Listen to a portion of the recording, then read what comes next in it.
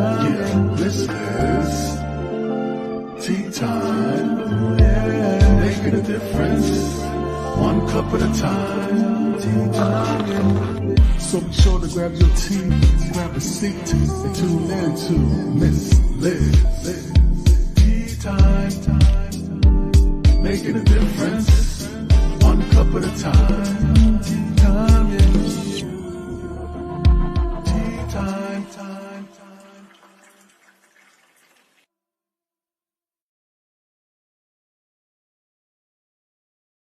Well, welcome to Tea Time. That's right. It is Monday. It is not Thursday. So you know what that means. It means it's a rescheduled Tea Time. So I want to welcome everybody for joining me today on Tea Time. But before we get started on today's show, I want to get you over to Miss Liz's YouTube channel. Give that little doorbell a ring and subscribe to the channel so you can watch these Tea Times at any time in your home, in the car, at a picnic, all of that good stuff. And what does Miss Liz offer you? Well, I offer you over 300 different interviews from different guests from around the globe with different stories, different books, different services and organizations, and all of that good stuff. So there's lots of good, juicy stuff in there.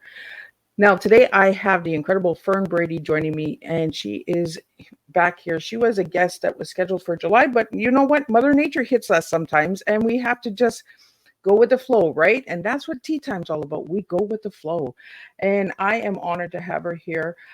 So let's do the disclaimer. Let's get some of Fern's bio out there, and let's get Fern in here and let's spill a tea on legacy in words. That's right. We're serving a different type of tea today. So get ready for that because we're going to have some deep conversations because we already started having some conversations in the background. So disclaimer for Miss Liz's Tea Time live show. Miss Liz myself is going live using StreamYard. Before leaving a comment, please grant StreamYard permission to see your name at StreamYard.com. Please be advised that the content brought forward for any Tea Time show hosted by myself, Miss Liz, is always brought forward in good faith. However, may bring forth dialogues and opinions that are not representative of my platform. The facts and information are perceived to be accurate at the giving time of airing. All Tea Time guests and audience participants are responsible for using their good judgment and taking any action that may relate to the discussion. The content brought forward may include discussions for some where they may be emotionally at risk.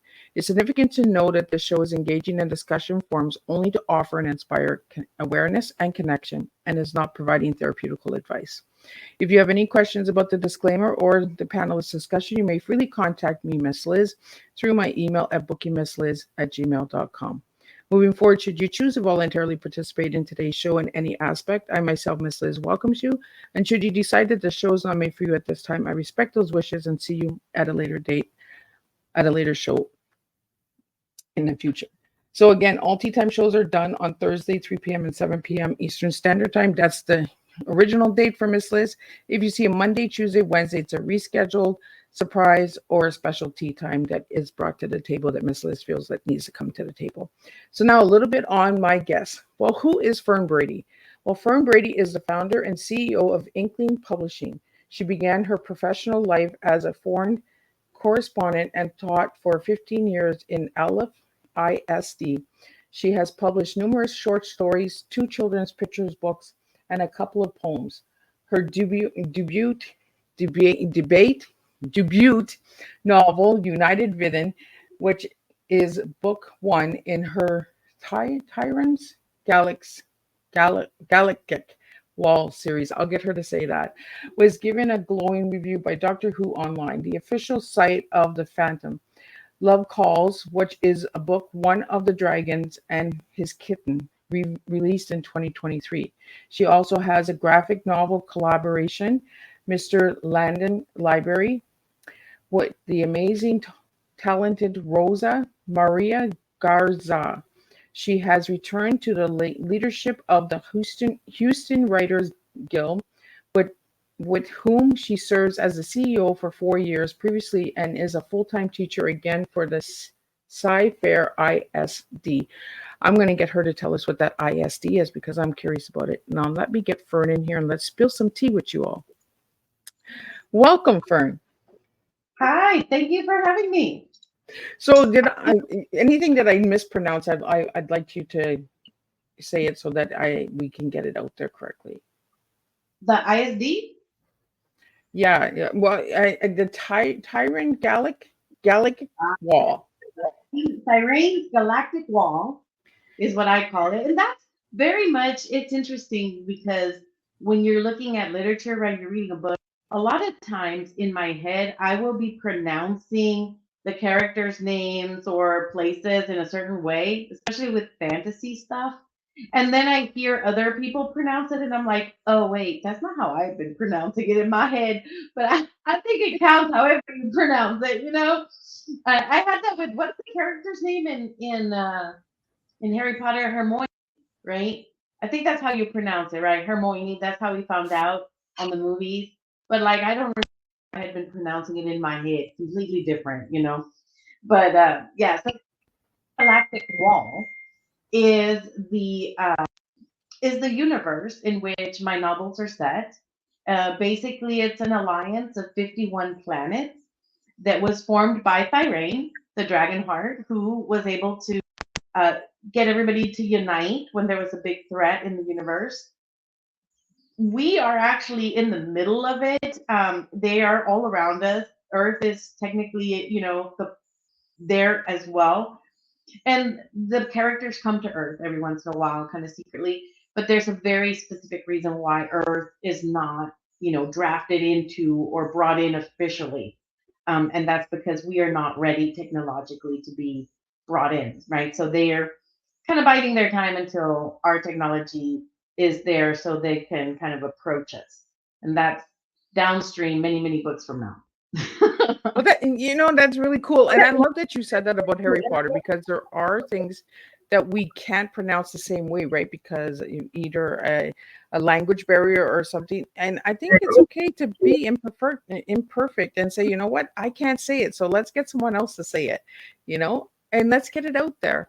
But I really want to thank you for that, Fern. The word chasm, right? It's CHASM.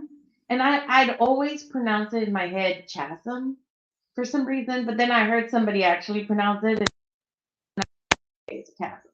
But you know, I think when a reader mispronounces a word, I think there's an honor to it because you've been reading it, you know. So let's get in. I'm going to take you way back now. So who was Fern as a little girl, and who is Fern now?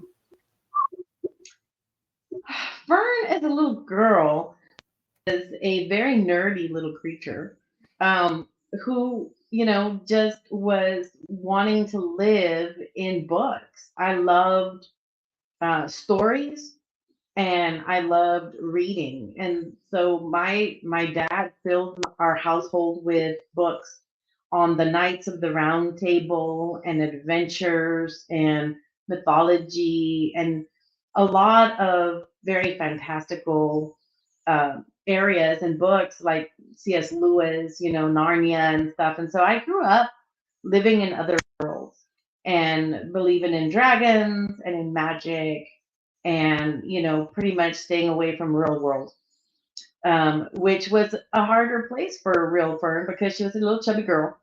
And so, you know, definitely was on the end of bullying, right? I was continuously being bullied and, you know, didn't quite fit in.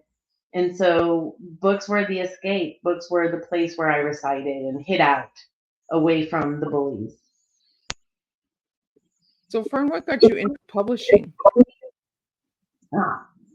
Well, you know, when I had already originally been teaching for Alief ISD, the independent school district here in Texas, and you know we had been doing that for many many years. And I met some people from the Houston Writers Guild, and I got involved with the organization. I started going to their conferences and meeting agents and publishers. And I met a lady named Pamela Fagan Hutchins who had started self-publishing herself because at that time, you know, Amazon had opened up a platform. People could publish themselves. And so she wrote this book called What Kind of Loser Does Indie Publish and How Can I Be One Too? And I read it and I thought, why do that? I could run a small independent little publishing uh, concern. I could publish my own books. And I thought, you know, because it takes a lot of entrepreneurial elements. Of course, you have to be a business owner at heart, but beyond that, it has, you have to have a certain willingness to do the due diligence of making sure the product is a high quality. You can't just slap it up there super fast. You have to really work the craft and then work the quality of the mechanics and the grammar. And so I thought, I could do this. And I had some money saved. I had some money saved up. And I thought, I didn't have any books ready at the time, my own books.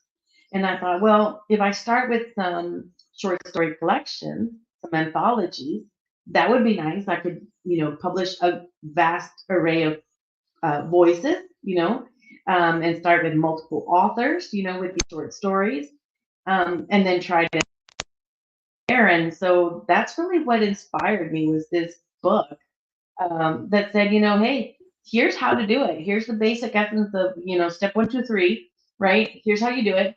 And I thought, yeah, I could totally do that. So how did you get the name? Inklings Publishing. Well, so my favorite authors are C.S. Lewis and Tolkien, right? And they had the Inklings Society. They formed the Inklings Society with other contemporaries of their time, and they would meet in each other's homes. They would read each other's work, and they would critique each other and help each other.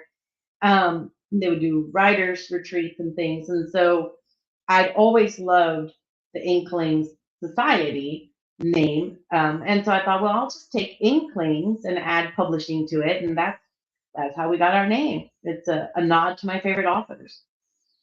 I like the name. It makes me think of ink dropping on paper. Yeah, and the lady that did our logo, she did a lot of political branding and working with the different school board politics and campaigns and things, and she came up with this logo, and I was like, oh wow, this is so you nailed it, right? The little ink pot and feather from way back when. And that's what I like. The history, right? And that's what we were talking about before we went live, right? Is the legacy. So I want to get into the legacy in words because that's the tea that you gave me. And we were talking about that backstage before we went live about the legacy on how we don't speak about it enough. So let's get into the legacy in words and what that means to you, Fern. Yeah, so when you're kind of creating a company, one of the business plan elements, things that you have to kind of really think about is your why, right? Your why are you doing this? Okay, yes, you have the skill set, you have the money, whatever, but why do you really want to do this, right?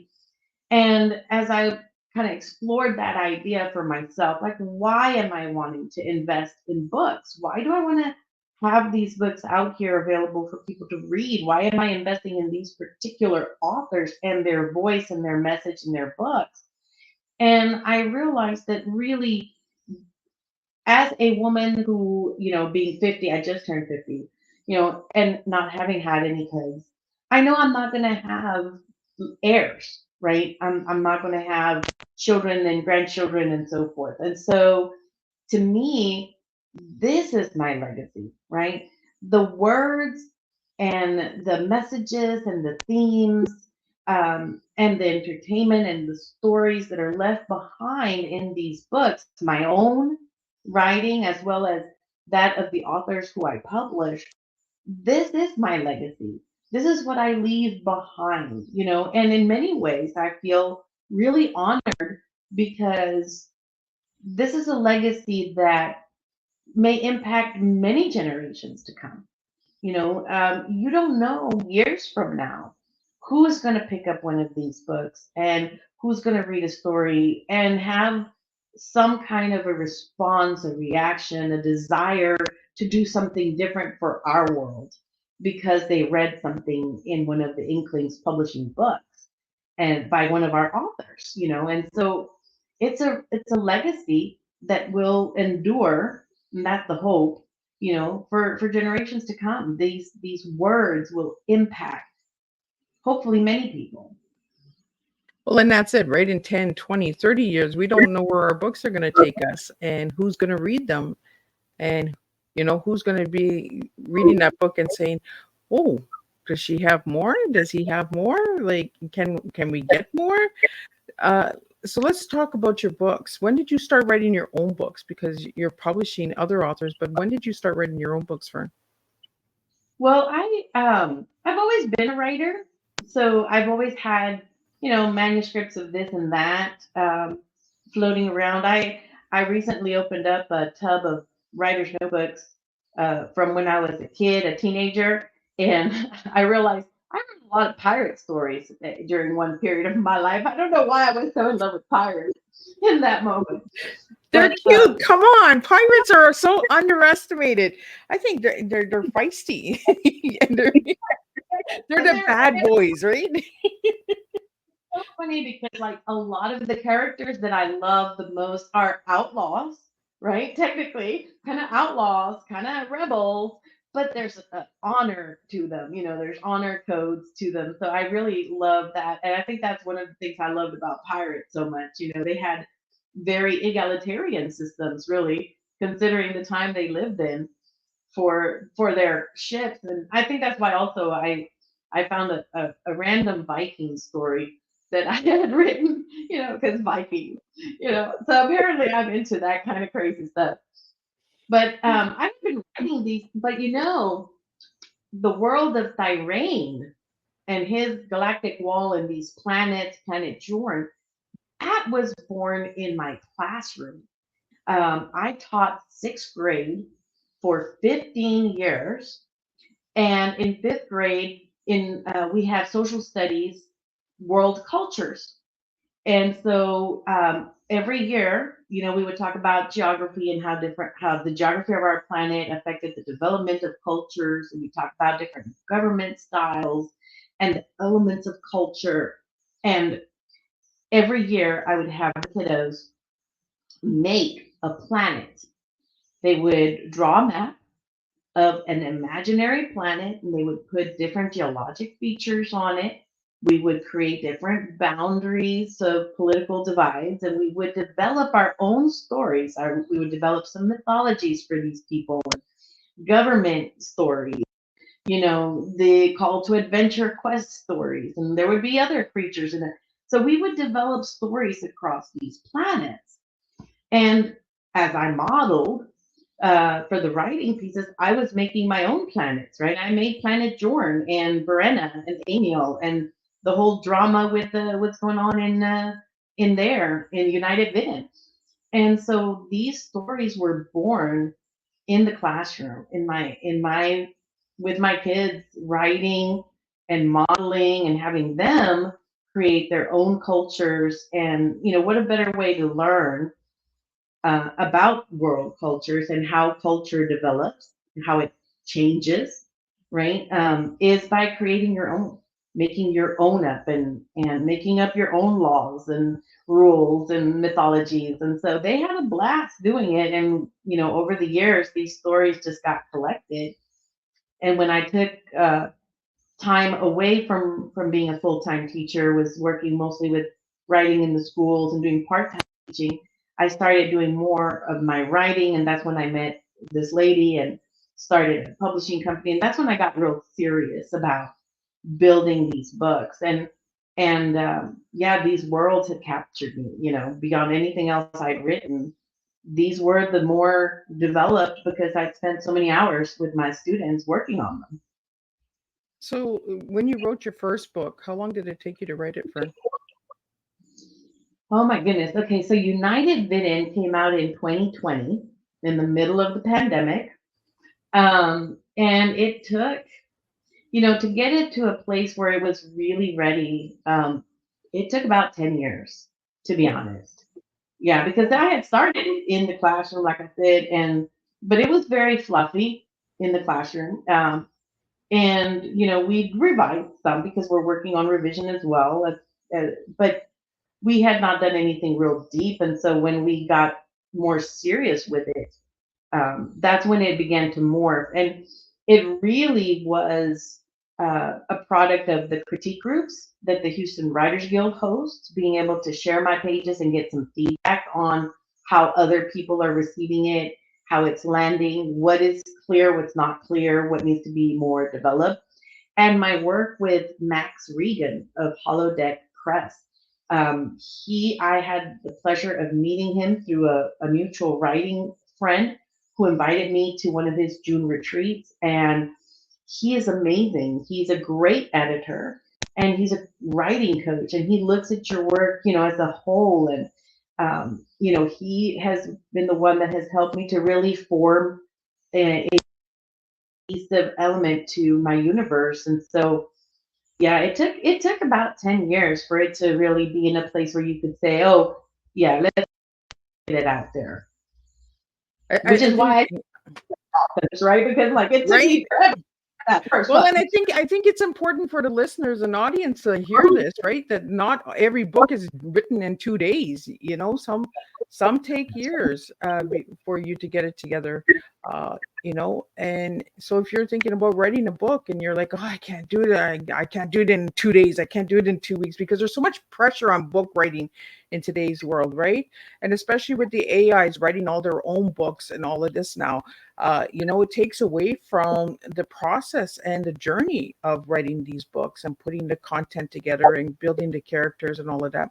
So, what was the hardest part for you to write in the first book? I think the hardest part for any author, I think, is realizing that the first draft really seriously is a hot mess that needs to be fixed. Um, we all would love to write a scene, write a first draft, and send it to an editor or whatever, and that person say, "Oh my gosh, it's genius! You're magnificent! Don't change a word." We would love for that to happen, but the reality is that doesn't happen. There's always a lot to be improved. And I think that is the hardest part of writing is not wanting to rush. We all want to hold our book in our hands. We all want it on Amazon. We all want it to be a bestseller. But if it's going to have a lasting legacy, it has to have depth. And in order to develop a story with real depth, with characters with meaningful lives and meaningful changes and nuances that will resonate with people and make an impact in our world, then we have to take the time to actually develop that, to be willing to work it and rework it and rework it and get sick of it and keep going and not give up on developing the best level it can be in a rush to just get it out there. Yeah. Well, and that's the thing, right? We go right back to the legacy again. A legacy is not rushed, right? It's not done in 24 hours. It takes time. What legacy are you guys leaving behind? What legacy would you like to leave behind? For all my listeners out there, I really like to know what your legacy is, and join the conversation. If you have any questions or anything, throw them in the comments. If you want your name to be seen, you can private DM us Liz on the Facebook page, and I'll get the questions out. But I think legacy, we don't speak about it enough, right? And we keep going back into the legacy on this conversation because it's deeply important that we take the time to understand what we're leaving behind. Um, I'm going to switch it up a little bit, Fern, and I'm going to take you onto a different planet, a different time, a different zone, right? We're gonna travel today, and we're going to have some fun. You gave me the legacy in words, but before we went live, you shared an important story about a cup. And tea time is about the cup of ourselves, right? So I want to go into that cup. You have a special cup with you, and I want you to share the story of this cup for the listeners out there so we can take a deeper look into our cups. Okay, so this is the cup, and when you invited me on your show and it was tea time, I was like, oh my gosh, I'm going to be drinking from this beautiful cup, because this cup was purchased by my mom, and she bought two, a set, and it was for her and for me, and it's just ours. And so when I hang out, when we sit together to just have a mom and daughter time, we make our coffee, not tea. Sorry, not a tea drinker. And that's okay. We don't need to drink tea on Tea Time with Miss Liz, right? But we drink our coffee with this beautiful heart cup, and it's really cool because she has hers and I have mine, and they're matching. And it's kind of our special moment when we sit down together to drink from these. Like, we don't use them every day. We use them on very special occasions when we're gonna have these, mom daughter talks. And kind of circling back to legacy, that is a legacy in of itself. Being able to share with your parents, grandparents, have taking the time, taking some time from your world to meet with these beautiful people and get their stories, get their wisdom, gather it up. We don't take time anymore to sit and drink a cup of coffee or a tea and just talk Yeah. about life, about where we've been as a people, as a family, and the great wisdom that's lost. As we lose our grandparents. I had the privilege when my grandmother came the last time before she passed away. She decided just arbitrarily to, have me sit down with her and write down some family recipes. And, she tried to like say, okay, well, how much of this spice or that spice, right? But, you know, those recipes don't have exact measurements. It's a pinch of this, a little bit of that. Right? The grandma recipes was how many cups is that, grandma? You try to write, I don't know, it was a cup and a half, maybe. I don't know. I just went with the flow. Oh, a little bit. Oh, I needed that, a little bit more sugar, taste it. But that was the thing, right? They were always tasting as they were creating. Yeah. And we've gotten out of that as well. We're just throwing ingredients together, throwing things together, throwing words together, and we're not taking the time to taste it and to serve it and understand why we're doing this and why we're going to these different journeys and paths and that. And that's why I said I wanted to take you to a different planet, a different galaxy, right? Because that was a different time, the legacy of grandparents, right? The legacy of connection and having that moment, making these special moments and holding on to them. Um, and tea time always goes in a different avenue. I never know where it's going. That's why I like to meet my guests a few minutes before so we can get into different conversations. And sometimes the guests are like, "Oh, I kind of like the way we did that." So, I, Fern, we travel in life on these paths and journeys, right? Like you got into the publishing before you even started writing but you were doing short stories all along. You were teaching all along. So you're working with words all your life in different ways. Um, we have a question here. What is the ISD? Oh, SD is Independent School District. So basically, it's the public school system in Texas, where I live.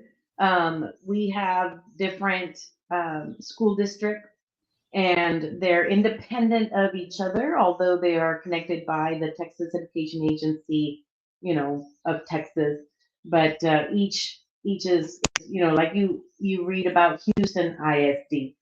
It's the independent school district for Houston, the metropolis, and then like A-Leaf is kind of a suburb area.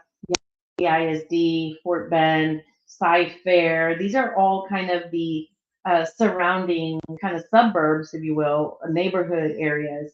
They used to be independent cities that Houston sort of swallowed up as it grew, and that it kind of over, and it's still growing. God only knows how big it's going to get. It's an ever growing city. It's currently like the fourth largest in the United States. Oh, Um, yeah, Houston. It's quite an incredible metropolis, and it's funny because it's big and it's a city, and you have a feel of being a part of a city, bustling, but at the same time, it has a lot of a more small time feel as well. Like when you're living in these areas, these little neighborhoods, you have a little bit smaller pace, but not really because you're still in a bustling city. Traffic is horrible, just well, dreadful. isn't there a saying about Texas? Everything is big in Texas. Mhm. Yes, yes, we have definitely the biggest, pretty much everything, including roaches, which is just dreadful. Those things should never have gotten this big. I don't know what's going on with that. Right? And that's what I mean. We're traveling to Texas, right from our own homes right now, guys, right from your cars, wherever you're listening in, right? We're traveling and we're getting to see the big Texas. Gosh, yes. And we recently here in Houston had a hurricane come through, and a tornado had come through shortly before, and so we had quite a mess with our power structure and infrastructure for. That's why we had to reschedule because oh my gosh, we were literally powerless, which is an interesting way to spend your 50th birthday. Let me say, the week of the hurricane was my birthday week. And I thought, well, what a way to enter to the next, half century of my life, with a hurricane in the dark, powerless. Great. Hopefully that's not an omen. I want to take you back to the age of 50 because I just turned 50 in May too. Did you feel like this transformation in your life when you turned that big 50? Was it like a life-changing moment for you?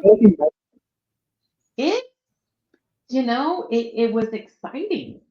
Like I don't know how it went with you, but like I was excited. I thought, oh my God, I've lived a half a century. Because we say 50, and that's a nice number. It's a very daunting number. But when you say it as a half of a century, right, Yeah. that has a different feeling. It feels so much more like, you've reached this point at which you're like probably more than halfway through your life when you think about it. Because, I mean, how many people live to 100, right? I mean, that's the goal. That's my goal anyway. I want to live to be 100 at least, But it's a heavy marker, and you think to yourself, okay, where am I? What have I been doing? And where am I going? Right? That's a huge question. I feel like the years that end in zeros, right? You're 40, you're 30, you're 20. These are really important ones because they're times of assessment of like, okay, I've closed a decade. Where am I going next? When you close a half a century, that's a big one to look at. Like, okay, where have I been? Where am I going? And how's it going? Do I need to make some changes? Right? It's like an eye-opening. I know when I turned 50, it was like, I've lived this long, and what do I want to change in the next 50 years? Mhm. You know, Oh yeah. And you it was, start very serious about your health, right? yes, Because when you're young, under 50, you have this sense of, oh well, I can eat a little bad because I'll be better later, right? But the consequences start showing up. They start showing up. And so you start thinking, okay, if I really want, and especially when you're a writer and you're thinking about a legacy, right? There's so many books in this series. There's so many stories in my mind. I know what I want to create, right? The bigger picture. And you start thinking, well, I better start getting a little healthier. I better start doing some exercise, start eating a little bit better because I want to last. I need to, they don't get written super fast, right? So if I'm going to make it and have, a good opportunity to really birth all these novels, then I better get serious about being healthier. yeah. Well, and that's the thing, right? When we're 50, it's really an eye-opening to see like all of the stuff that we've done. And it's like you said, like it's half a century.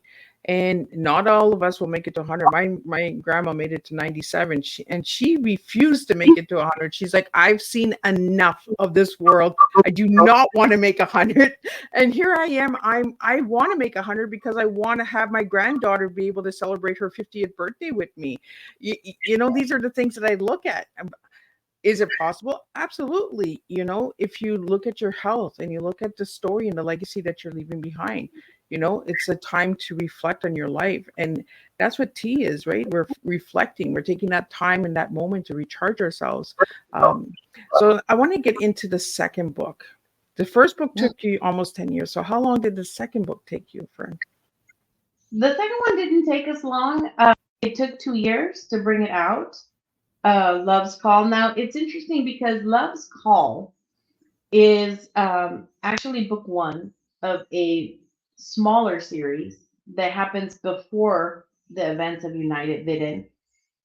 One of the characters that is going to be very important for the closing of the whole thing, like how everything concludes, is really a minor character, Nikamir. But he is a half dragon, half human. And what happens when you throw in dragons in stories is they have a tendency of wanting to take over the whole narrative. Okay, they think they should be the focus of everything. All right. And so I told him, you can't take over this narrative. This is not your novel. This is Brenna and Emil's story. It's not you. So he insisted he needed his story told. And so I created Love's Call to kind of give us that background of who is Nikamir. And as we see him in developing in the main line, what I call the main line of the series, we, when he comes to that place of making that choice and helping in the way he's going to help, it does help to see why, his why he does that, and it's because of his own journey, right, that he's had. So this is Love's Call was Nick and Danipia's story, and how how he is managing his own storyline, and what he's going to end up doing. And you do see him, like I said, in United Bidden, you see him a little bit, and in War Rising, which is coming up in December, that is the story, the second part, right? What's happening next?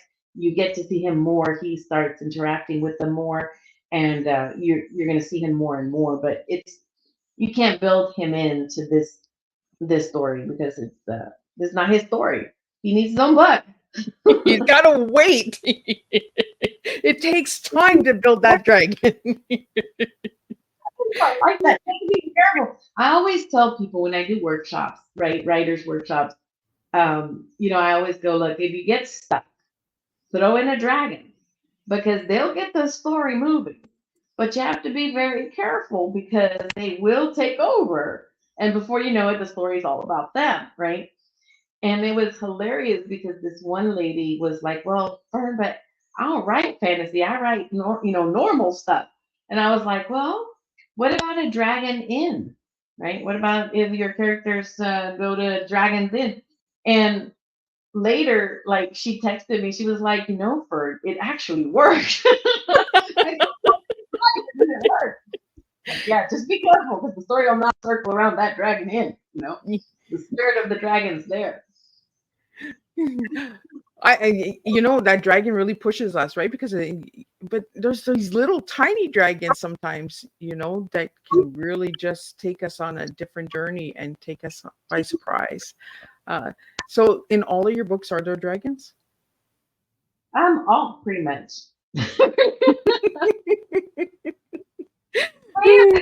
So we got the dragons, but we don't got the pirates, right? We love the pirates. Okay, we love the pirates. I have to say, those stories really were dreadful. Like, I mean, I was very proud of them at the time I wrote them. But like years later now, looking at that, I'm like, oh my Lord Jesus, I seriously needed some serious help with these words. But you know, um, it's very interesting because I love stories with dragons and elves and dwarfs and other creatures.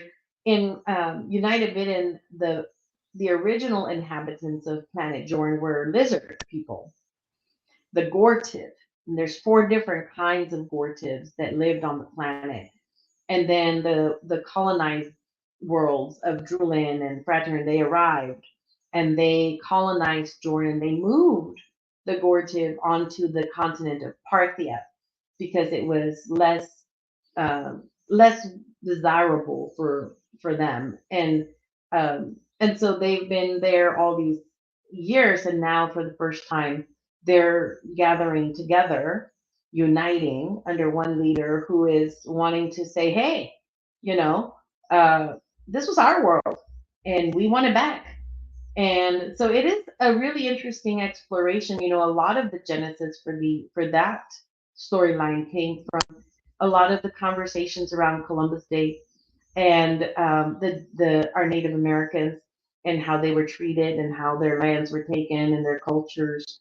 And so a lot of the genesis of, this idea of, hey, what happens when, colonizers come and what happens when people try to say, hey, we want our space back, and how do we manage a reparation? What is just in these circumstances? So a lot of this series, this first arc in the Tyrann's Galactic Wall universe, has to do with this idea of the colonized worlds and the people and the different people, and how do we see people who are different?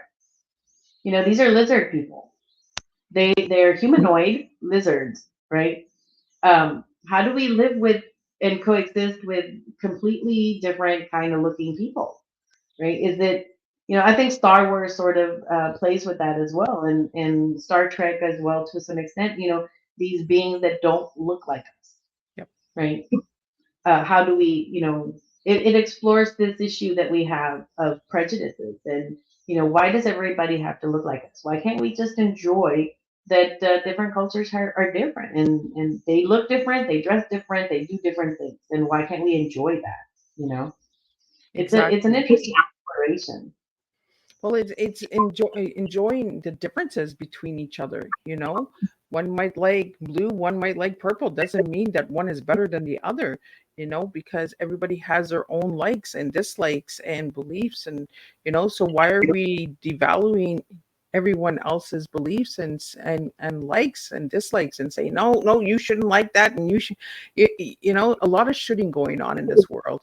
Um, where I think what I like about Galaxy stories and storylines like what you've done, Fern, is you've opened up the mind of understanding the difference between different planets and different individuals and species, stuff like that as well. And we have species around us all the time. We have plants, we have animals, we have like it's right in front of us, you know. So when you're reading these stories about dragons and fairies, it's right there in front of us.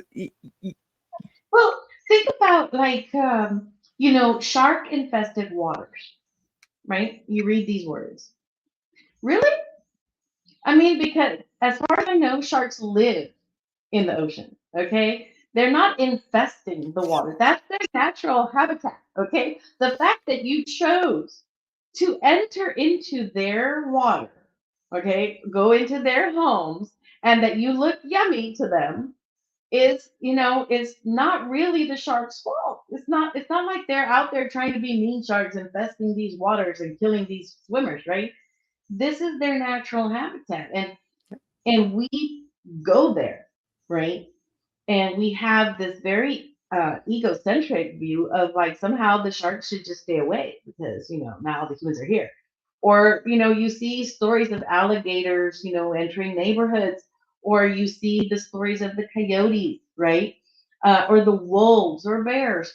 It's like, well, technically they have a right to exist here. This is their planet too, Yep. and we are taking ourselves into their space, so don't be surprised if we have interactions with them, right? And so a lot of this, the beauty of fiction, I think, is that it allows us to explore real issues, complicated issues, Yep. in a very non-threatening environment, because we're no longer talking about Native Americans. We're not talking about black versus white, right, or racism. We're not talking about lizard people. Okay, we're talking about lizard people, and so we can explore these issues without so much of that natural defensiveness that comes when those conversations arise, right? We can explore them with more ease because they're about lizard people. We're talking about lizard people on another planet. And so we can have that conversation more openly in many ways than when we would sit down and go, let's have some tea and discuss racism and white supremacy in America, right? That is going to be a very heated conversation Yep. versus let's talk about Gore-Tibbs, and those lizard people over there, right? That's And a how very did they drink their tea? do they drink tea? Right? Well, the lizards, they drink with their tongues. So, there's a different way of drinking their tea. We tip it up and they they stick their tongue in. There's different ways. But what you really said was really important, Fern, is, animals coming into our habitat. Well, we're going into their habitat. So it works both ways.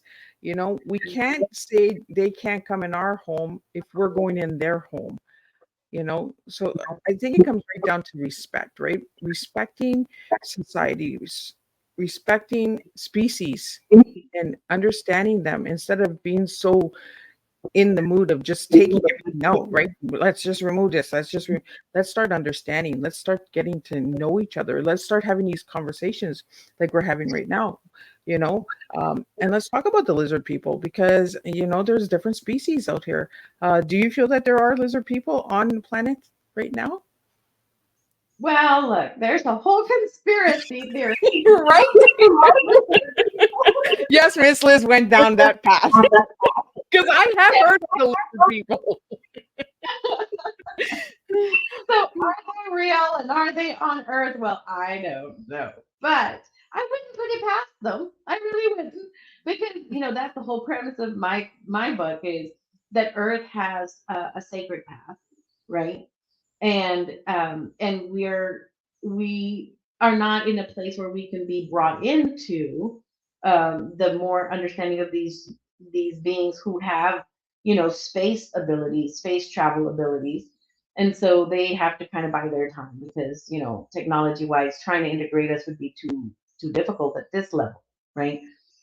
They are going to integrate us when we get to a technology level where it would make sense, right? It would be the transition would not be so hard. And so that's the premise, right? Because everybody's always like, well, if there are aliens and they do space travel, why haven't we met any, right? That's why, because they're like, we're backwards. As far as they're concerned, we're and so they're waiting, they're biding their time, right? But they visit us, right? And so who knows? Who knows about those lizard people?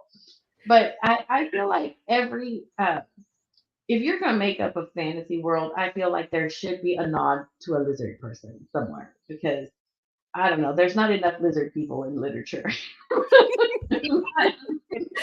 Vern is looking for those lizard people. Come on, share your stories. So I want to get into some of the authors that you work with, Fern. You work with a lot of different authors, and I've had a couple of them on Tea Time. So how did you connect with these authors, and what type of authors do you work with? Yeah, so Inklings Publishing is really a wide press. So we're looking to sort of have a little bit of every genre eventually. And so we started really, like I said, with these small short story collections, the eclectic writing series, and that's how we met our first author. Meg Hafdahl was the first author that we had, and we met her because I was helping another publishing company do a short story collection as well, and she submitted there. And then we had Eclectically Criminal coming up, and so I really liked her story and her voice. And so I was like, hey, we're opening. So if you want to submit over here. And then she did. And so, and then when I read that story and we included it there, I thought, wow, this lady has a beautiful voice in horror, very unique and compelling. And so I approached her actually. I was like, hey, I really like these two stories, and I would love to do a short story collection with you. She was really a short story writer at the time, and so she was like, yeah, that'd be great. So that was our first author, and we did the Twisted Reveries series, 13 Tales of the Macabre. And then we followed it up with the Twisted Reveries 2, which explored the town of Willoughby, Minnesota, which was featured in a couple of the short stories. And she was like, "Oh, I'd love to like kind of delve deeper into this town that I'm creating." And then we moved into like, "Hey, what about a novel?" Based on that town and the history that you're now creating. You built a world, right? And that's how we got into her novels and such. So she was our first one, and that's kind of how we met her. And then we have Andrea Barboza, who is a contemporary romance writer. And she wrote a story based on mythology, right? It's a godlike looking Greek hero, right? And he is an archaeologist, and he comes to Houston. He meets an archaeology student, and they fall in love, right? And he did something interesting with that one. Most series in the romance genre have a closure, like the couple they fall in love and they have a happy ever after in that book, and then the next book in that series takes a different couple, right? That is in that same storyline, but like a minor character now has their romance. It might be a brother, a sister, a friend, right? But we actually did a trilogy with Andrea Barboza under her pen name Andrea Bailey, where actually the romance doesn't close and they don't have a happily ever after in book one. They actually end up splitting in book one, and then they come together again in book two, and then eventually in book three they finally have their happily ever after, right? So that was a very different take, and being a small press, we can do that, right? We can take a little bit of liberty with some of these genres and stretch and maybe not meet exact because we're playing with what we can market. And it's an interesting thing as we watch readers receive that. They're not expecting it because the genre, this is newer in the genre. So we have Andrea Bailey, and we also have Mac Little. Okay, she's writing a pirate story, much better pirate story than I wrote. Let me tell you. Okay, she's magnificent. And her stories are all about the 16th century Caribbean era and the Maroons, the enslaved peoples there and how they freed themselves and they created a society there. And it's an area of slavery, the history of slavery that we don't usually read about, that we don't hear about. We think about it only kind of in terms of the mainland US, but in other parts of the world and in the New World, there was a lot of slavery. And so this kind of, and she mingles it with pirate stories and romance, and it's wonderful. And her writing is beautiful. It's just poetically beautiful. It's just, I fell in love with her writing. And most of these authors met through the Houston Writers Guild or through projects like we put out a call for submissions. And then we are open for submissions. Jalen Els is one of our authors. She wrote a series of the of Avalon, right? Based on it's a contemporary girls. They get pulled into the land of Avalon and they have adventures there with the Knights of the Round Table and kind of a surprising twist to some of those characters. And we met her. She submitted. She just submitted to us, and out of those submissions, we picked her book. Barbara and Carl is our latest one. Short story collection again of stories that are set in the restaurant. That's the newest volume that we've published. She all these stories happen and they're all sitting in a restaurant and we get to see this couple's story and this other and the maitre d and the bus boy, and so it's kind of surrounding the this evening at Tony's is the story, and she's working on a murder mystery uh, that's going to be a little trilogy there. So we're looking for, she's doing our murder mystery kind of genre, but we're looking for all the genres, right? We're really wanting to bring in a little bit of everything. My father has a Ramon Del Villar. He's one of our authors. Let me tell you, working with your father as your author can be complicated. Just Can saying. imagine.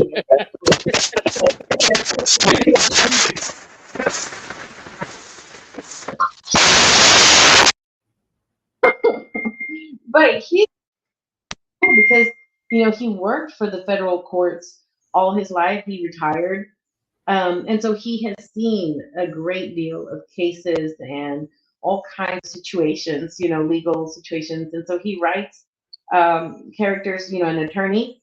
It's an attorney that is here in Houston and he has these cases. And especially he goes up against banks because, in my father's opinion, banks are just evil. And I agree.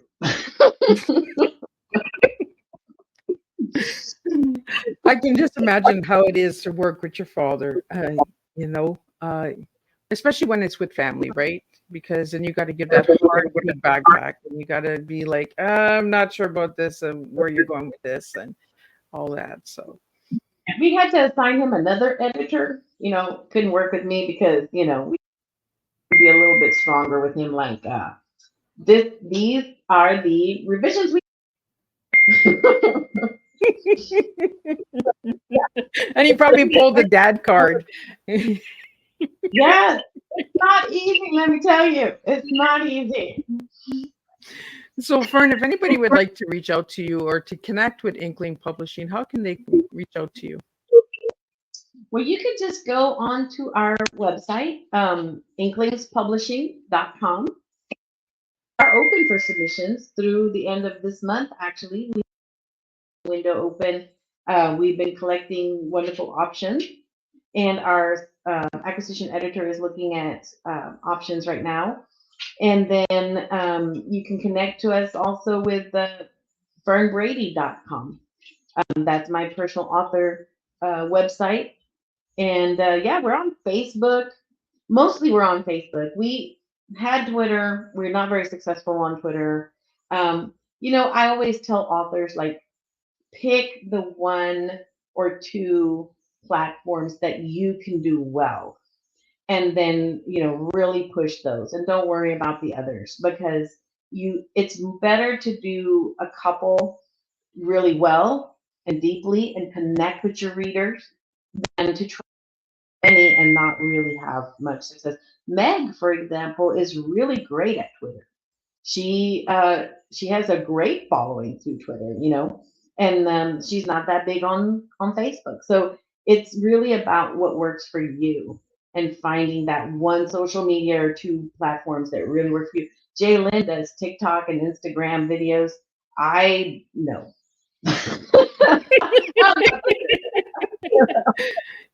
My son got me on TikTok. I think it's like 3 years, 4 years now I'm on TikTok, and I'm still trying to figure that thing out 4 years later. Like, but I get the stuff out there, and I'm thinking all the other stuff. I'm just like, you get so focused when you get on those platforms because then you're wasting time. I find, for the longest time I was watching people scoop up gems for hours, and I was like, I'm not even getting these gems. Why am I watching this? You know. So, Fern, what final message do you have for everybody out there? The most important thing is to really explore why. I really like that is the one question you need to ask yourself on a regular basis, at least once a year. You need to really sit down and look at, why am I doing what I'm doing? What am I doing? Where am I spending my time? Which is a really valuable resource that we often misspend because we don't pay attention to it. And ask yourself, is this something that is purposeful? Is this bringing a return on investment I want to accomplish in my life? And really explore why. What is your purpose? Because I find that if you really have a purpose, if you know why you're here and what you're trying to do with your life, the legacy, right, that you want to leave behind, what are you trying to accomplish? Then you will be more focused and you will be more successful. Rather than just sort of not really. I see a lot of that with retired people, right? If people retire from, it is not as powerful as if you retire to, right? You retire to do something that you've been wanting to do, or such. But don't wait for your dream, right? Don't wait until then. Start building it now. And it's hard because it's a lot of work, but it's a good way to spend your time.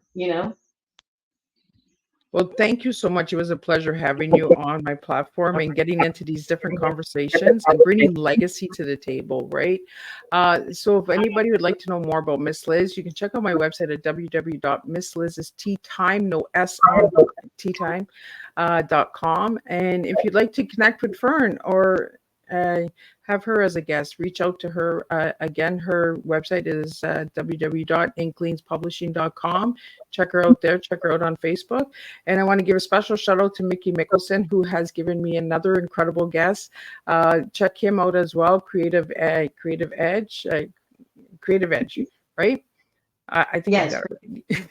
I got so many of these people that that come to me, and I just want to thank you all for working with me and collaborating with me to have these incredible conversations.